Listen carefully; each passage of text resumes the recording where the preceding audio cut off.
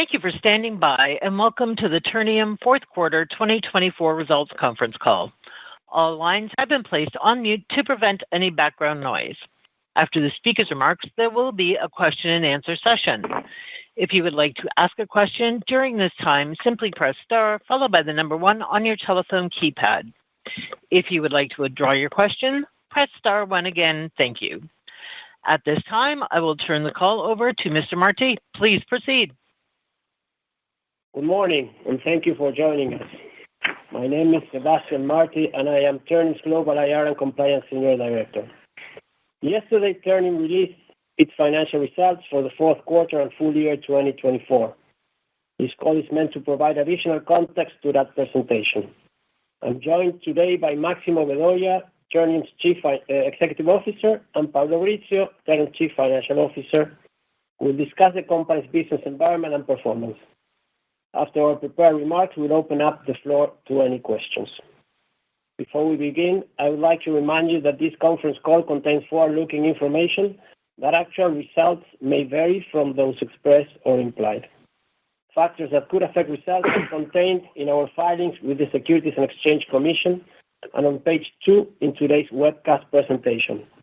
You will also find any reference to non-IFRS financial measures reconciled to the most directly comparable IFRS measures in the press release issued yesterday. With that, I turn the call over to Mr. Vedoya. Thank you, Sebastián. Good morning, and thanks everybody for joining us today.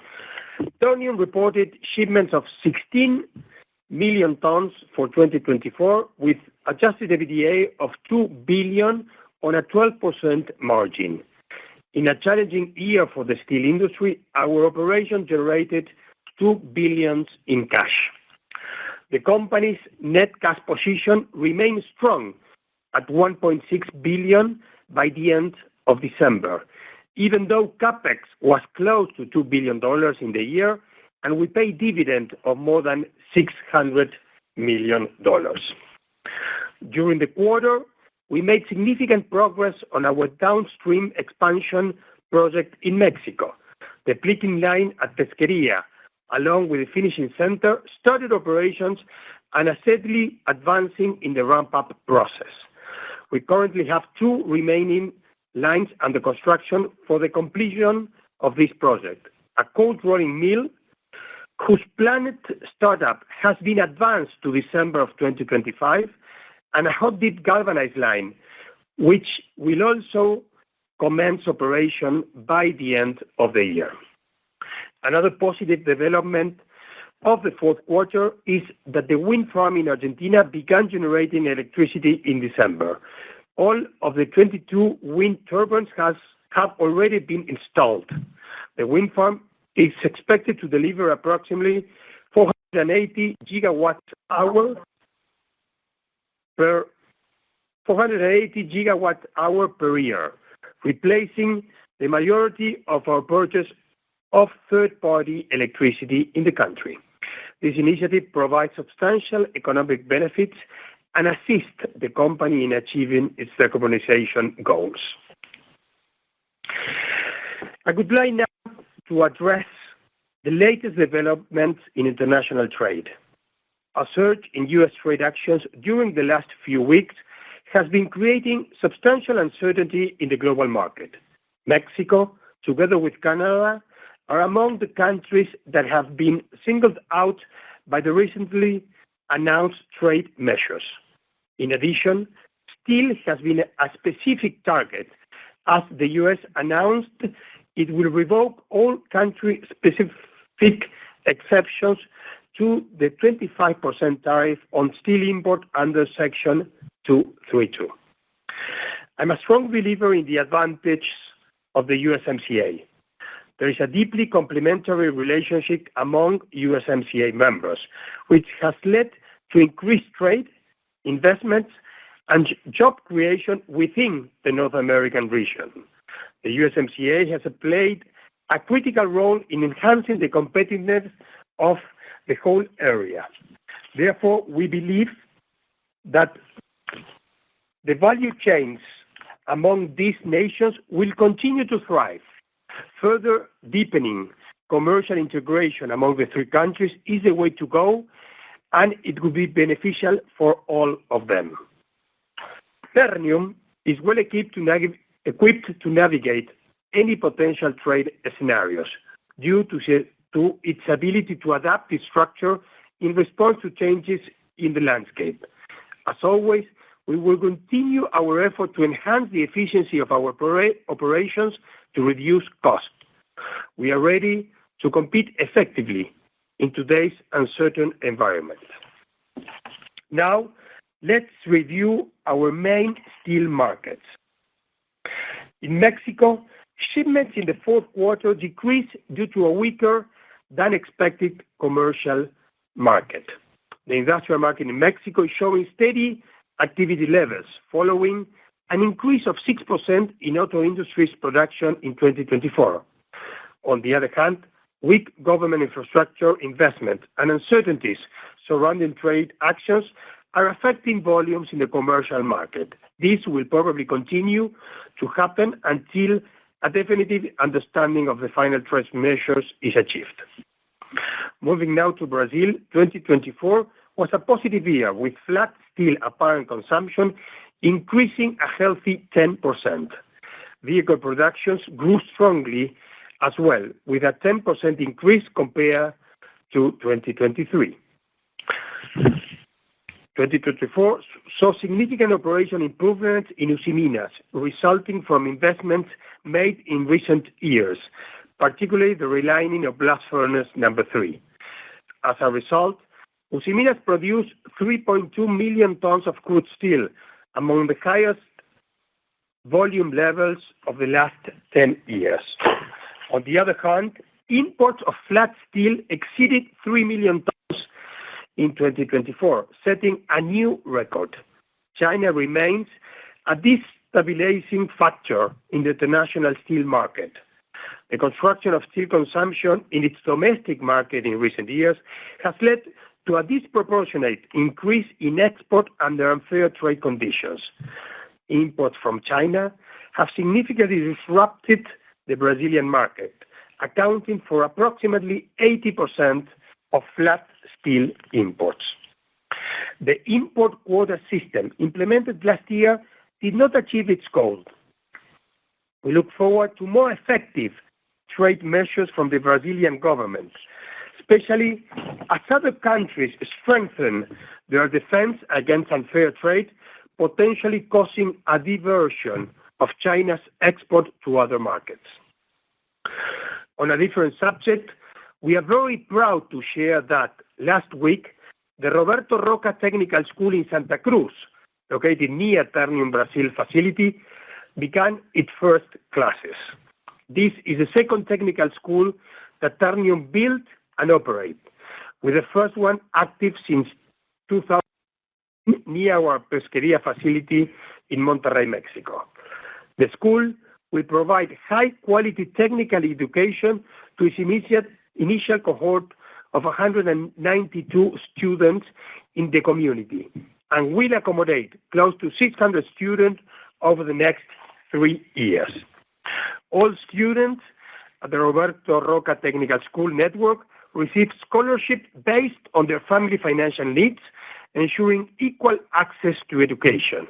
This initiative reflects Ternium's dedication to supporting the development of the communities near its production site and creating transformative opportunities for their youth.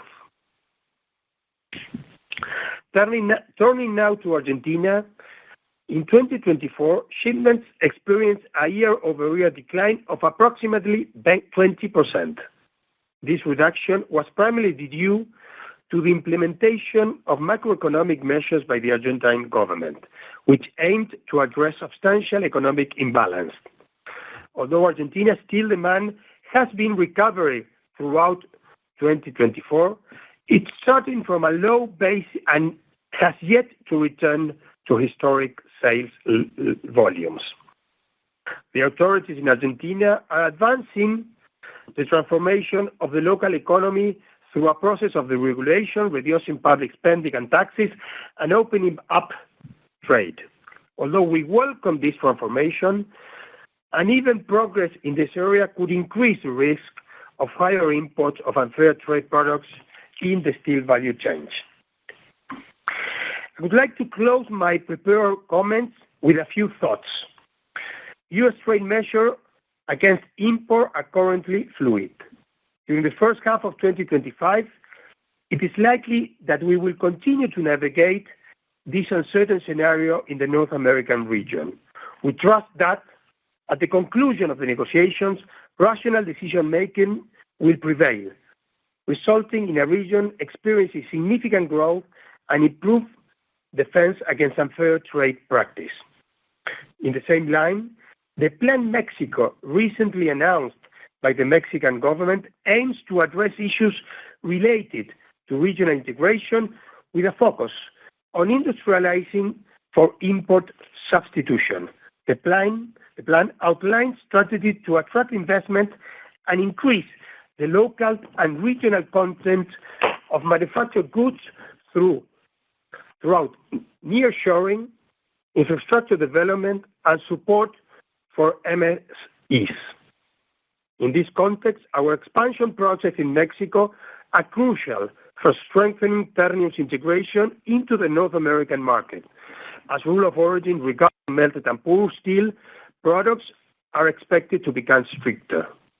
In Brazil, Usiminas manufacturing facility achieved significant efficiency improvements in 2024, a trend we expect will continue in 2025 as operations are further streamlined.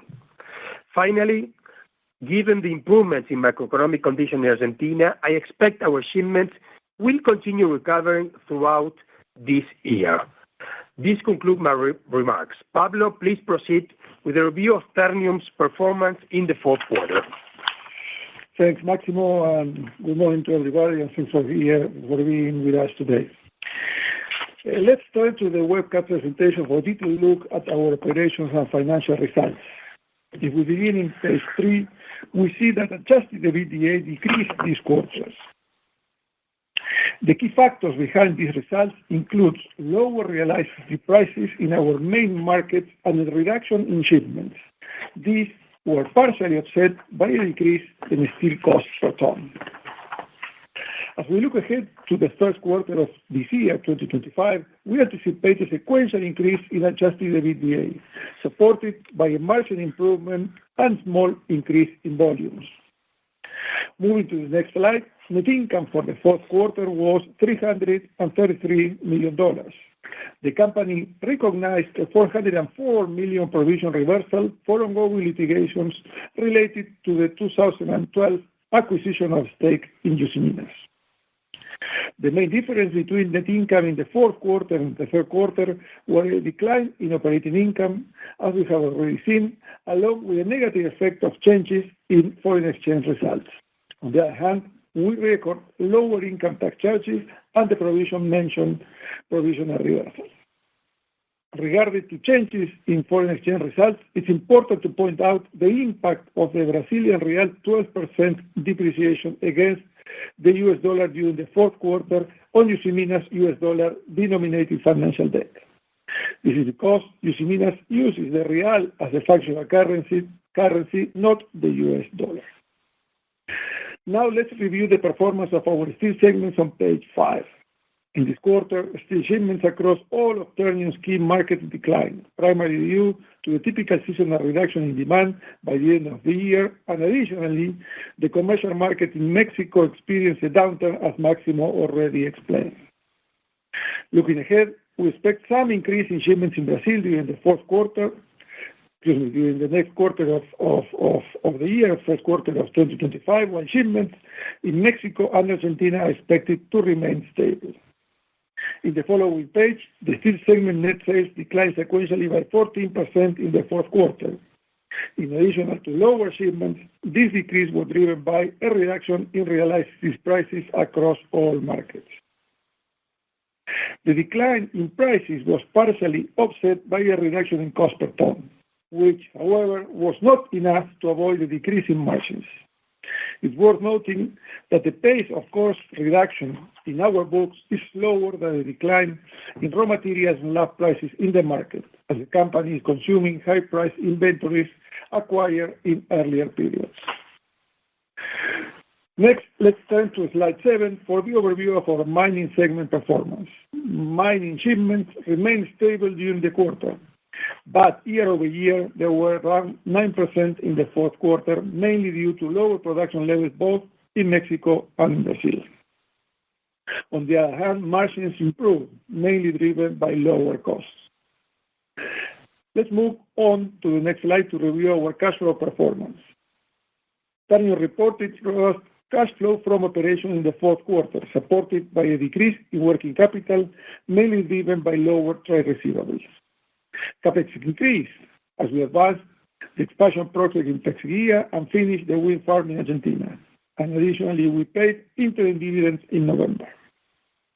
Even though we have these significant cash investments in the fourth quarter, our financial position remains strong, with $1.6 billion net cash at the end of December, helped by a $2 million increase in the fair value of financial instruments. Let's now shift our focus to page 9 to assess our full-year performance. EBITDA declined in the last 2 years, primarily due to the consolidation of Usiminas and the downward pressure of sliding steel prices. These factors have affected our results as reflected in net income. The decline also incorporates the net provision I mentioned earlier, together with negative deferred tax results and the impact of a significant depreciation of the Brazilian real during the year on Usiminas foreign exchange results. Ternium's cash from operation was solid in 2024, allowing us to finance the increased level of CapEx in the year. Looking ahead, we expect CapEx to peak in 2025, reaching around $2.5 billion. Important to mention, the Board of Directors put forward a proposal for an annual dividend of 2.70 cents per ADS. This represents a dividend yield of approximately 9%. We have already distributed an interim dividend of 90 cents in November, and subject to shareholders' approval, the remaining $1.80 will be paid out in May. All right, this concludes our prepared remarks. We are now ready to take your questions. Operator, please begin the Q&A session.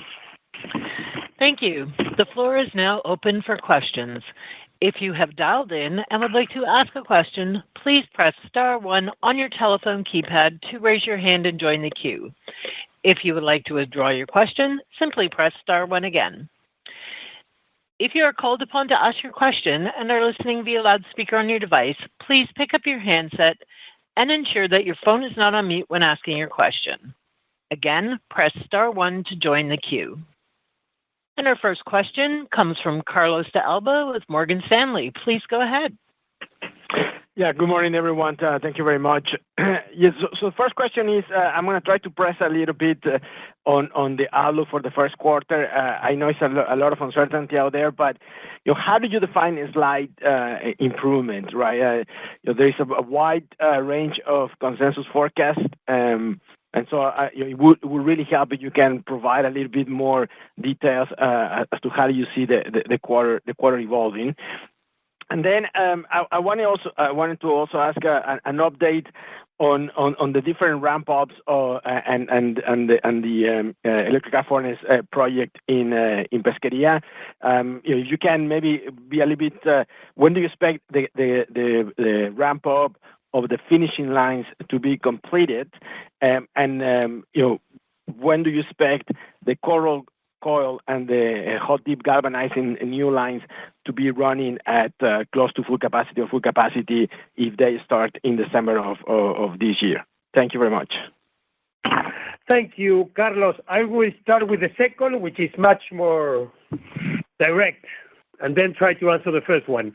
Ramp up of Pesquería. So, in the finishing lines or in the downs, we have 4 projects. Let's put it that way. The picking line and the finishing lines are already producing, are a little bit ahead of what was the plan. And I guess for the next 2 or 3 months, they will be at full capacity, I would put it. Then we have the galvanized line, which was supposed or is supposed to start in December. We are not seeing any delay in the ramp-up curve that starts in December of this year. I mean, all the equipment are there in Pesquería, and we have all the people working in the construction and putting those equipment.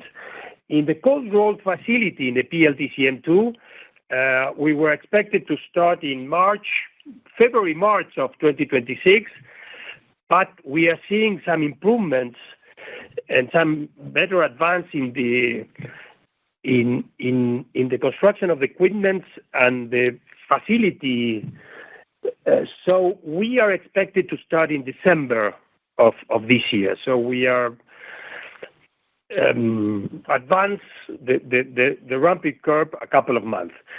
And so on those projects, we don't see any problem, and we're going forward at full speed. In the other one is the steel shop and the reduction unit. That is supposed to start in mid-2026. We are still having that date.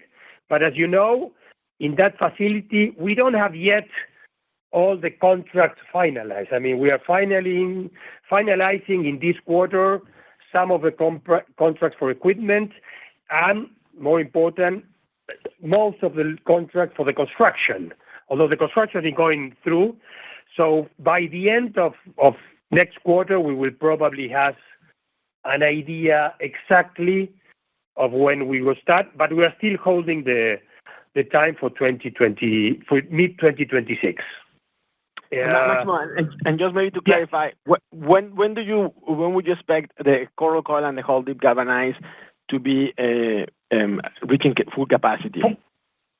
Well, the ramp-up curve in these projects are usually between 9 months and 1 year, but they are starting producing from day one. And for example, in the case of the cold roll, to get the 120 or 130,000 tons a month, would get between 9 and 1 year. That's what we have in our plans. We will try harder to get that closer to December of 2025, but for now, it's between 9 and 12 months. Okay. I hope that answers the question. Or this is the second question. So, outlook, Pablo? Okay, take that. Carlos, as we said, we are expecting to see an increase, small increase in the EBITDA generation for the first quarter of the year. And this is the sum up of 3 different things that will happen during the quarter. First, volumes. As we have described, and Máximo also described during the opening remarks, we are expecting to see a steady level of shipments in the different markets where we are. This coupled with the issues that Máximo mentioned, and also some seasonality. So we are expecting to sustain a level of shipments during the first quarter. That's the first point. The second point is that though prices are moving, we will see some decline in the average price of the company due to the issue that you know very well, which is that prices are reset every quarter, so all changes in prices are not reflected immediately. And the most important part is that during the first quarter, we will see a decline in cost.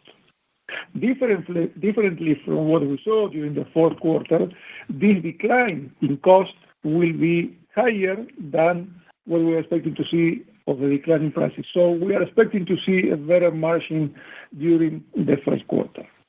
We will continue to see the same situation that we saw during the fourth quarter of the year, which is that there is a delay in reflecting the prices throughout our cost structure due to the first-in, first-out methodology that we utilize. So we are expecting to continue seeing the evolution of the cost reduction throughout the semester and having a better picture in the second quarter of this year in that respect.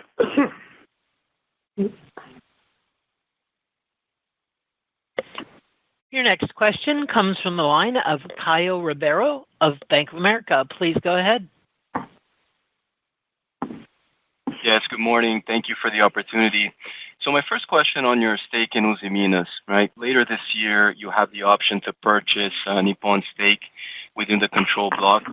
And Nippon, has the option to sell that stake to Ternium. So my question is, is adding to your stake in the company something that you're contemplating right now? And is there any color that you can share on how both sides, see this particular transaction? And then secondly, still on Usiminas, with the blast furnace revamp completed, what are the next priorities that you see for the company, right? Do you see a potential to greenlight the CapEx in the mining division this year or next? And if so, how would the company fund that CapEx? Thank you. Thank you, Caio, for the two questions.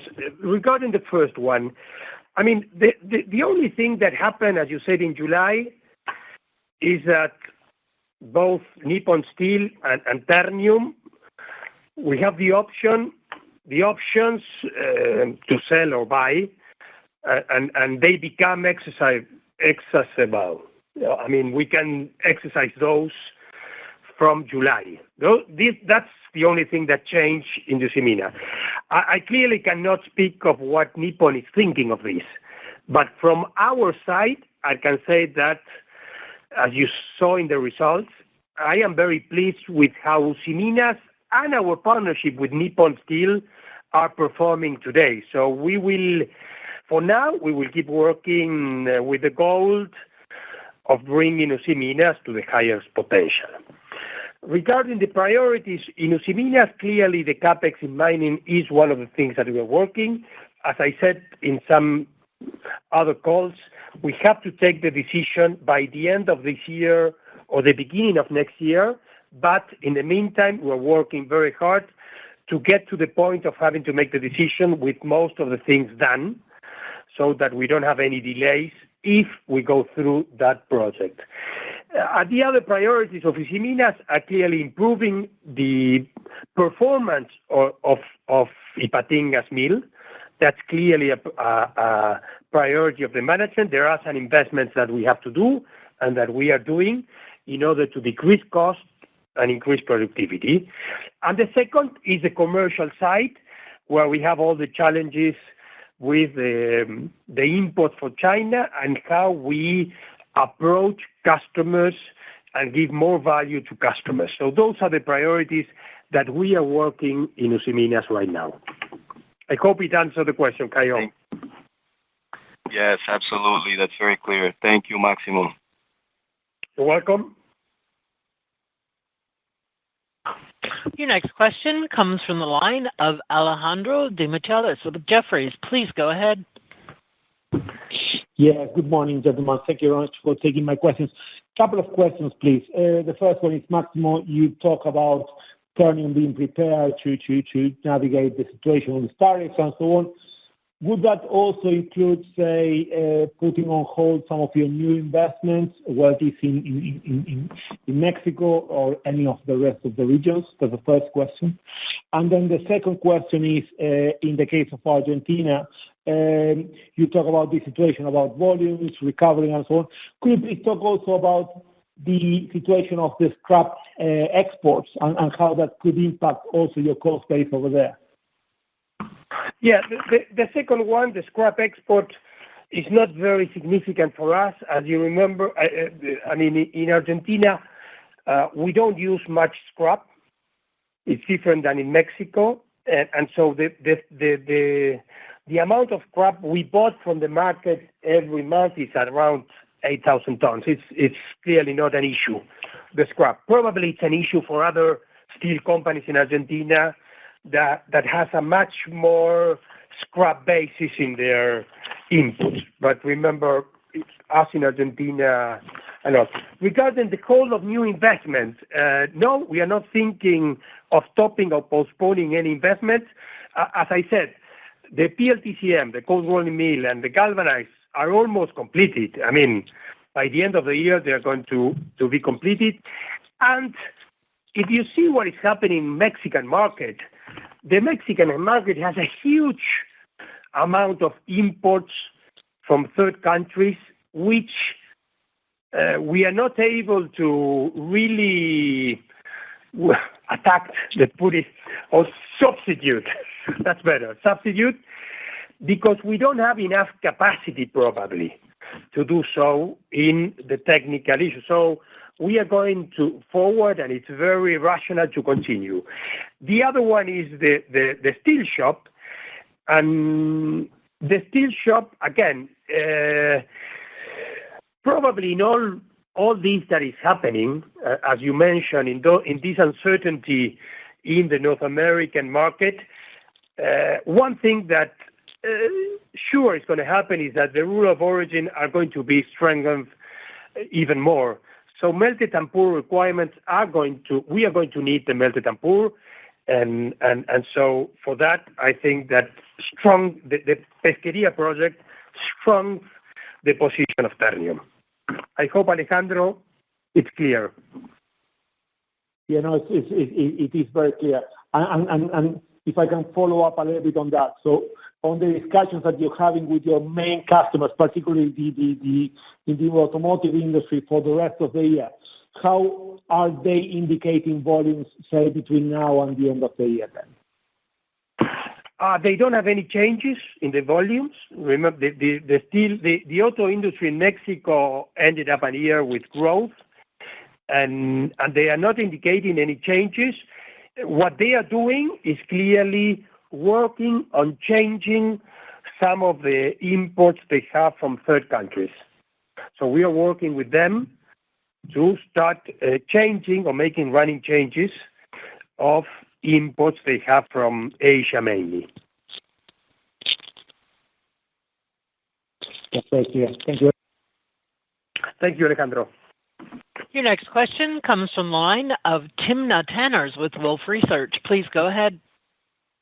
Yeah, hey, good morning. Massimo, I wanted to pick your brain really on the theme, I feel like, of the introductory remarks was really that China continues to be a big problem for the three main regions where you operate. So do you have any level of optimism that those countries, Argentina, Brazil, Mexico, can implement enough barriers or will be interested in doing so to help prevent some of those problems of imports that you've been talking to anytime soon? Yes, I am optimistic in different levels depending on the country. I mean, let me put the perspective of China a little bit, and then I talk specific of what the three countries are doing. China, or the steel industry in China, but it's not only applied to the steel industry, it applies to a lot of industry. So China has been decreasing consumption for the last 3 years, apparent consumption in the country. So it reduced, I think, in average 4% each year for the last 3 years. But on the contrary, production has been the same. So this is a huge debalance of the Chinese steel industry. Export from China in steel increased in 2024 by 25%. That's an enormous amount of steel. And then if you see the balance of what is happening in the steel industry in China, well, most of the companies are burning money. So it's not a sustainable situation. Having said that, they are still exporting and doing all these things that have no sense. In our countries, I think Mexico is the one that's ahead of this. Clearly, they understand very well what is going on in China. They understand the importance of defending the industry against unfair trade, and they are working in this sense. So they are putting the dumping cases, they are putting some tariff, and I think that they are starting to work in other issues that are fighting shipments that is happening in Mexico, in the US, in Canada. So China is looking for ways to evade this tariff, and I think Mexico has very clear path how to work. In the middle is Brazil, which they made measures of this quota, but clearly this quota, as I said, is not working. So the dumping cases have been presented, And I think the government, I'm quite positive that the government is going to go through these dumping cases, which will be a much effective barrier to unfair trade. Argentina, I think, is the one that it's a little bit behind all this. Sorry, because Argentina is still trying to stabilize the macroeconomy. But again, I think that some part of this year they're going to start realizing that if we want to sustain an industry, we have to fight against unfair trade. That's simply the reason. So I'm optimistic that in some part of this year they're going to realize this, and we are going to work together doing this. Timna, I hope I understand. I answer part of your question. Yes, that was helpful. Thanks, Massimo. So I wanted to also put you on the spot regarding U.S.-Mexico trade policy on steel. So in the past, you've also talked about how any tariff on Mexican steel could be positive for Ternium because any retaliatory tariff would keep because the U.S. is a net importer of steel. So if there were a retaliatory tariff, then that steel would stay in Mexico, and you could fill the gaps and take share right from imports. But on the other hand, if now that those tariffs look to be applied to the downstream side, some downstream customers could be affected, and of course you already addressed auto. So, any updated thoughts on retaliation, or if the tariffs are in place as it is it more negative just because of your customer impact than the positive of no longer receiving U.S. imports? Thanks again. Thank you, Tim. It's a very uncertain question to answer because clearly I don't know where this is going to end. What I can tell you is, first of all, Ternium, as of today, we don't export significant volume to the U.S. So 4% of our flat rolled products goes to the U.S. It's not a very significant amount. And as you said, in the relationship between Mexico and the U.S., Mexico has a huge steel trade deficit. I think that this is the only country, Mexico is the only country where the U.S. steel industry has a surplus, and a surplus that is very big compared to between exports and imports. So, as I said, the challenge that both the U.S. and Mexico are facing today is not the trade between these two countries, but it's the trade we have in Mexico that they have in the U.S. with all these other countries. So at the end, I think that the U.S. and Mexico are going to reach a reasonable agreement in this situation. I'm not seeing a scenario where it goes further, as you were telling, of tariff in both sides.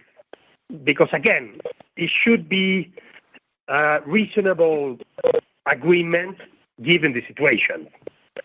But again, it's difficult to speculate on all these negotiations that are going through between the U.S. and Mexico today. No, we appreciate that. Thank you, Massimo. Sorry to put you on the spot. No, it's not on the spot. But, it's negotiations that are happening right now. And again, when you see the numbers, when you see especially in steel, it's very easy to reach an agreement. It shouldn't go further than reaching an agreement. And I think that's the best for all outcomes, from the U.S., from Mexico, from the government. Your next question comes from the line of Alfonso Salazar with Scotiabank. Please go ahead. Yes, thank you. Máximo, You mentioned in your presentation that we hope that rational decision-making will prevail. I think we all agree with you on that. Now, the question that I have is regarding how is the U.S. planning to balance the supply and demand without imports in the U.S.? I mean, it doesn't look to me that something that would be easy to do. Is there appetite to invest in more capacity, given that, there is a global overcapacity? What would be the implications for, end users of steel, also for the global scrap markets in North America and globally, if there is more need of scrap in the U.S.? I mean, it seems that it's going to have lots of ramifications that eventually will be, severe.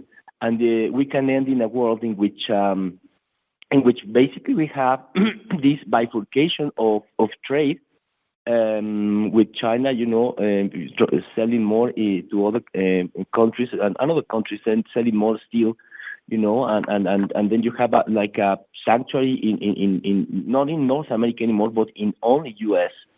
But that doesn't seem to be a situation that could stay for long.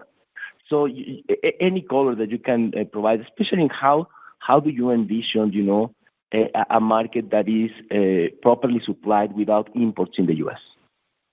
Thank you. And the scrap market, the implications of the scrap markets as well. Yeah, Alfonso, thank you very much. It's a very good question. I don't know if I have the answer to that. I think it's a question for other companies. But but you're right about. I don't think that the outcome of all these negotiations could be that what you are saying. But as I said in the initial remarks, I don't know against the rest of the world, and I'm not capable of saying what would be the relationship between the U.S. and China, or Asia, or Europe. But I am a strong believer in the advantage of the USMCA. If you see the story of the USMCA, which is not a very long story, the trade among the members of the three countries grew significantly over the last year in every way. From Mexico to the U.S., but the U.S. to Mexico also, almost in the same amount. And the USMCA play a role in enhancing the competitive of the area. It's very reasonable. It's to think as the USMCA as a way of strengthening the supply chain there to get competitiveness for fighting or for not fighting, but defending or competing with other regions like China. So for me, again, I think that at the end, it will prevail because I think the USMCA is beneficial for the three countries. On the other side, I see how Mexico is reacting. Before all this trade, even before all this trade, if you see the Mexico plan, the Plan Mexico, that President Sheinbaum announced, I think, at the beginning of the year, it's very focused on what we have been saying for a long time, in how we must focus on industrializing import substitution for Asia, strengthening North American supply chain. If you hear to what Mexico is doing, the plan Mexico has, it's also going the same way. So, again, it's I am optimistic that reason will prevail. I can say you that, Alfonso. Yeah. Thank you. Just any comment on the global scrap trade, how you see that changing or unfolding, given, what we know about the tariffs and this idea to produce more in the U.S. in particular? Well, I think to produce more in the U.S., it's a long time. So at least any new capacity will be 3, 4, 5 years to come in, except of what we're already seeing in the U.S. So I don't think there's going to be a lot of change. Of course, scrap, it's going to be but we know this. I mean, it's going to be a market where more people are going to use scrap because we are changing the route from blast furnace to electrical arc. But this is taking a long way. So I don't foresee any major changes in the next 2 years. Excellent. Thank you so much, Maximo. There are no further questions at this time. I will now turn the call back over to Ternium CEO for closing remarks. Okay, thank you very much all for participating. Very good questions. Always your feedback is much appreciated if you have any. Have a good day, and we talk in the next 3 months. Thank you. This concludes today's conference call.